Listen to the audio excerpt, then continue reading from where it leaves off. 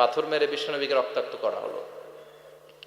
বিশ্বনবী রক্তাক্ত, বিশ্বনবীর সাহাবা সাইয়েদনা যায়েদ রাদিয়াল্লাহু তাআলা আনহু কুয়া থেকে পানি এনে বিশ্বনবীর গা থেকে রক্তগুলো ঝেড়ে ফেলে দেয়। বিশ্বনবীর গায়ের মধ্যে পানি দিয়ে হাত পাগুলো ধুইয়ে দেয়। বিশ্বনবী কাঁদে, আহা কাঁদে, রহমতের নবী কাঁদে, আরেকজনের জন্য কাঁদে, নিজের কোনো লাভ নাই।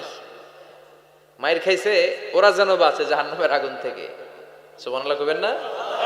ওদেরকে বাঁচাইতে আসছিল জাহান্নামের মায়ের থেকে, জাহান্নামের শাস্তি থেকে। ওদেরকে বাঁচানোর জন্য নবী মায়ের খেয়েছে। চিল্লায় এখন ঠিক কি না? কেঁদে কেঁদে বিশ্বনবী হয়রান। যায়েদ রাদিয়াল্লাহু তাআলা আনহু বিশ্বনবীর সান্ত্বনা দেন, নবী কাঁদবেন না।